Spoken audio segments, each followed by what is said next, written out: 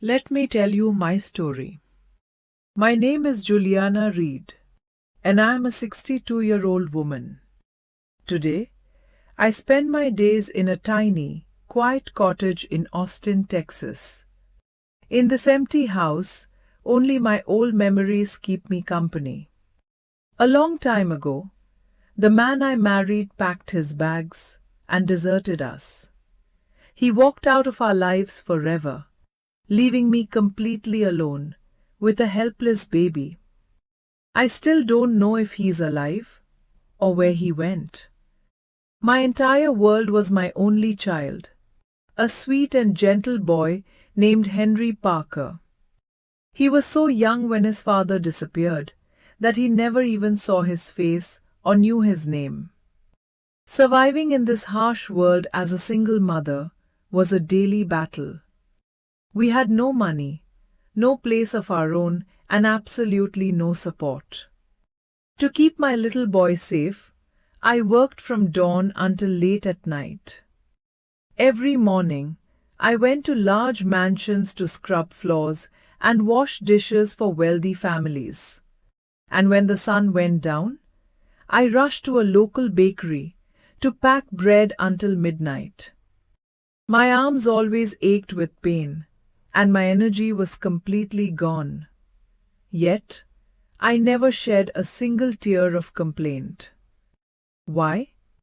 Because whenever I opened the door of our tiny room and looked at my boy's innocent smile, all my pain vanished into thin air. I forgot about my own clothes, my own hunger, and my own dreams. My only goal, my only purpose, was to give Henry a proper education and a beautiful life.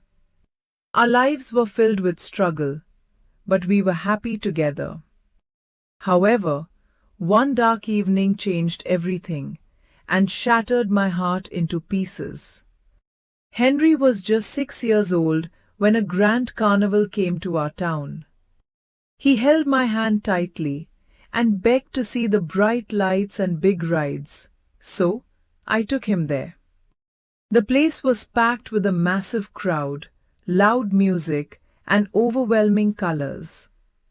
Henry was standing right next to a colorful toy stall, and I moved just 2 steps away, just 2 steps, to pay the shopkeeper for some popcorn. It took only a few seconds for me to turn around and grab the change. But when I looked back, the space next to the stall was completely empty. Henry was gone. Fear gripped my soul. I became like a crazy woman, running through the thick crowd and screaming at the top of my lungs. "Henry! Henry! Where are you, my son?" I checked inside every ride, under every tent, and behind every single shop. Kind strangers gathered around me, and the police arrived quickly. For months, investigators searched every corner of the city, but my little boy was nowhere to be found. It was as if the ground opened up and swallowed him whole. From that tragic day, my body remained alive, but my soul died. The calendar pages kept turning. 1 year, 5 years, 15 years, and eventually, 24 long years passed by. Neighbors and relatives whispered behind my back. They said I should give up hope. They said he was probably dead or taken to another country. But a mother's instinct never believes in death. Every single evening, I prepared his favorite dinner, and I stood by the front window, staring down the dark road, hoping against hope that my son would walk through that gate. As time rolled on, old age took over my body. My vision became foggy, and my legs lost their strength. I could no longer walk without leaning heavily on an old wooden walking stick. One bright morning, I was carrying a small bag of groceries back from the local market. To reach my house, I had to cross an incredibly busy highway. Vehicles were speeding past like lightning, and my weak, blurry eyes could not judge the distance. I stood on the dusty pavement, trembling with intense fear. Every time I tried to step forward with my stick, the roaring sound of the trucks terrified me, forcing me to step back. Suddenly, a warm, strong, and protective hand gently took hold of my shaking fingers. "Do not be afraid, mother. Keep your trust in me. I will safely guide you across." A deep, respectful voice whispered next to me. I slowly raised my head to look at the stranger. Standing before me was a tall, handsome young man with a kind smile. And right next to him was a graceful, lovely young woman who appeared to be his wife. With immense care and respect, they both held my arms and walked slowly with me, blocking the rushing traffic until we reached the safe side of the road.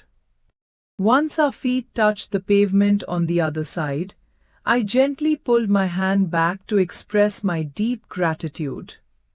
My eyes filled with emotional tears as I said, "Thank you, son." In today's selfish world, no one cares about a stranger. You saved an old, helpless woman today. May I ask your name? The young man gave a warm smile and replied, "My name is Henry Parker. And this is my wonderful wife, Eleanor." Henry. My breath caught in my throat. The moment that name hit my ears, a powerful shock wave ran through my entire body. I stared, absolutely stared at his face. Yes, underneath the features of this grown man, I could see the exact same sparkling light that lived in the eyes of my 6-year-old baby. And right at that magical moment, as he gestured with his hand while talking, his shirt sleeve pulled back slightly near his shoulder. As the skin between his neck and shoulder became visible, my heart skipped a beat. There, on the lower side of his neck, was a distinct, dark, moon-shaped birthmark. It was the undeniable mark that my precious Henry was born with. A mark that I had showered with thousands of loving kisses. The wooden stick slipped from my fingers and clattered onto the road. Tears began to pour down my wrinkled cheeks like rain. "Henry, my baby, that mark on your neck." My voice was violently shaking. I stepped closer and cupped his face with my trembling rough hands. "Tell me, did you get separated from your mother at a crowded carnival when you were 6 years old? Do you remember the woman who used to cuddle you and call you her little prince?" The young man froze, in absolute shock. His eyes widened with sudden realization. Deep inside his mind, the foggy, distant memories of his early childhood, which he thought were lost forever, suddenly rushed back to life. He looked deep into my tear-filled eyes, recognized the motherly warmth, and remembered everything. "Mom?" he whispered, his voice cracking with emotion. "Are you really? Are you my mom?" "Yes, my beautiful boy. I am the mother who spent 24 years crying and waiting for this exact second." I wept loudly, and the grown man threw his arms around me, sobbing like a frightened child. On that busy street corner, drivers and pedestrians stopped in their tracks to witness the miracle. Eleanor stood beside us, tears streaming down her face. Henry held on to me tightly, refusing to let go. Between his tears, he kept repeating, "Mom, Some bad people dragged me away to a distant city that night. I was so tiny. I didn't know our address or how to find you. I cried for you for years. But I was just a helpless child. Please, forgive me for being away so long. I gently wiped the tears from his face and whispered, "A true mother's heart can never hold anger against her own child, my son. You are alive. You are here.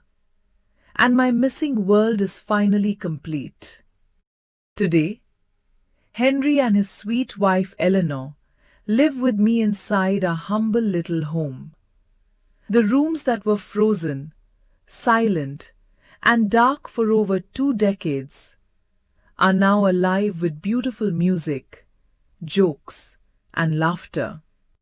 The cynical neighbors who once labeled me a failed mother now stand in awe of our reunion.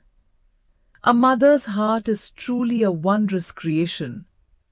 It holds no room for grudges or past pain, only an ocean of unconditional love that can wipe away 24 years of painful separation in a single heartbeat.